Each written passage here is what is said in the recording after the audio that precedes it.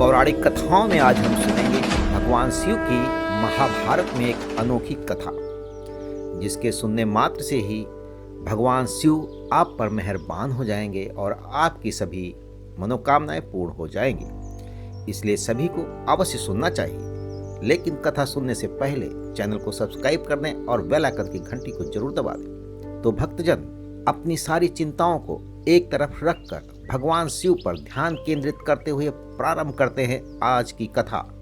कर्ण को युद्ध में मार गिराने के लिए अर्जुन पशुपतास्त्र प्राप्त करना चाहता था।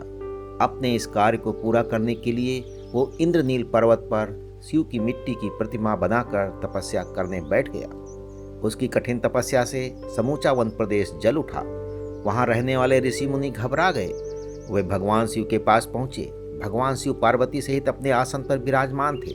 भगवान शिव की स्तुति करने के पश्चात ऋषि मुनियों ने कहा, भगवान, एक तपस्वी जंगल में घनघोर तपस्या कर रहा है।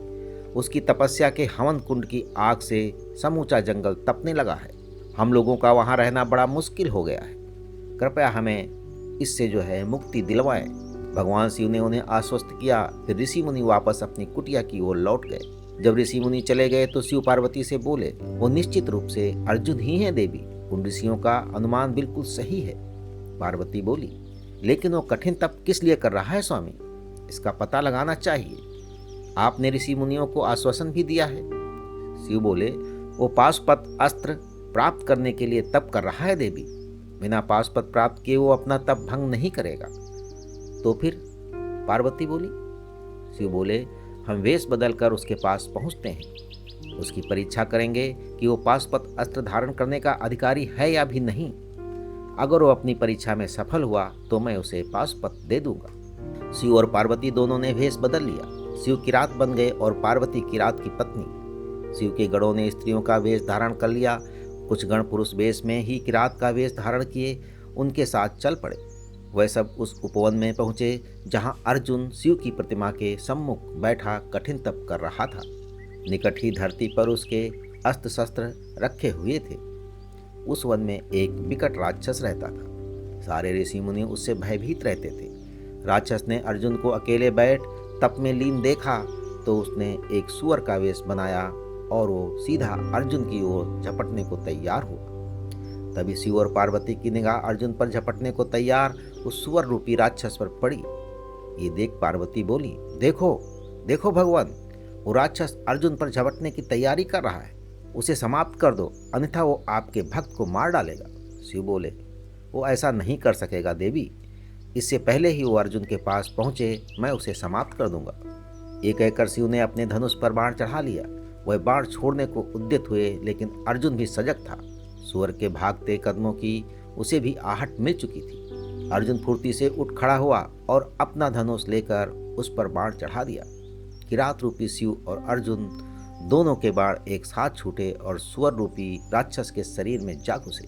सुअर के मुंह से दिल दहलाने वाली चित्कारें फूट निकली। समूचा जंगल कांप उठा। मरते ही उसका मायावी रूप समाप्त हो गया और वो एक पहाड़ की तरह जमीन पर धड़ाम से आ गिरा। किरात बने भगवान शिव के गणों ने जय जयकार करनी आरंभ कर दी। किरात और अर्जुन दोनों एक साथ मृत सुअर के पास पहुंचे। अर्जुन मुस्कुराते हुए बोला, निशाना तो तुमने ठीक ही लगाया, किंतु तुम चूक गए। तुम्हें इतने विलंब से तीर नहीं चलाना चाहिए था। देखो मेरा निशाना कितना सच्चा है। एक ही बाण में सुअर को यमलोक पहुंचा दिया। किरात बोला, लेकिन ये तो मेरे बाण से मरा। मेरे सब साथी जानते हैं कि बाण मैंने पहले चलाया था। सुअर मेरे बाण से मरा है, ना कि तुम्हारे बाण से। अर्जुन की भ्रुकुटी तन गई। वो क्रोध में आकर बोला, बाण मेरा लगा है, सुअर मेरे ही बाण से मरा है, ना कि तुम्हारे बाण से।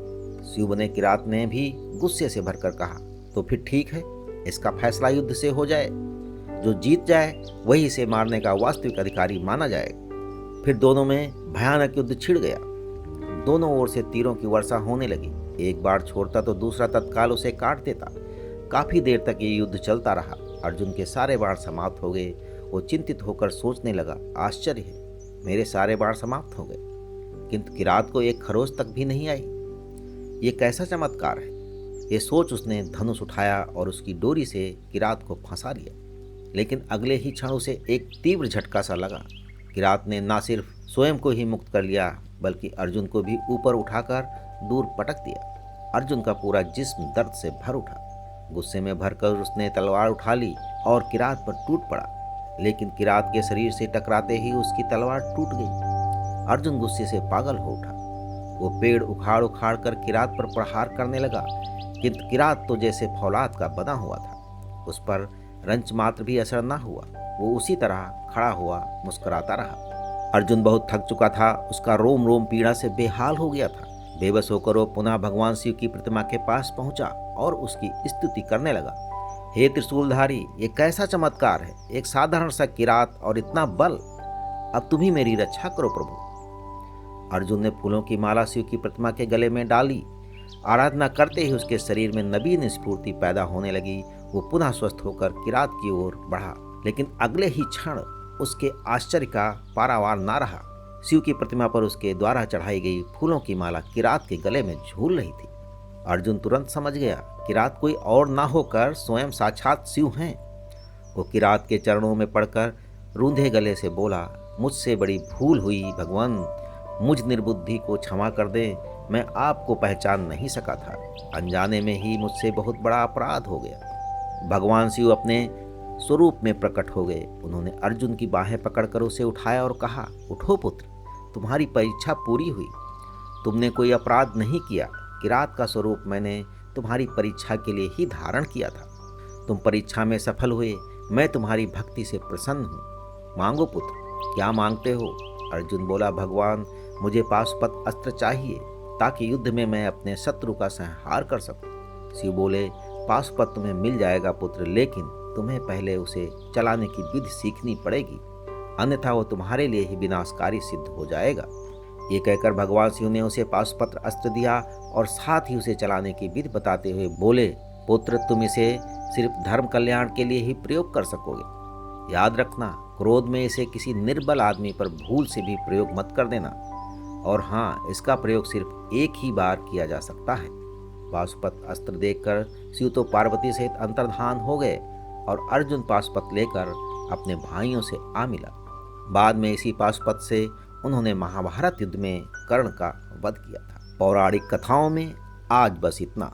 अगली बार हम मिलेंगे एक नई कथा के साथ। तब तक ईश्वर की सभी दुआएं व शक्तियां आपकी सुरक्षा कवच बनी रहे।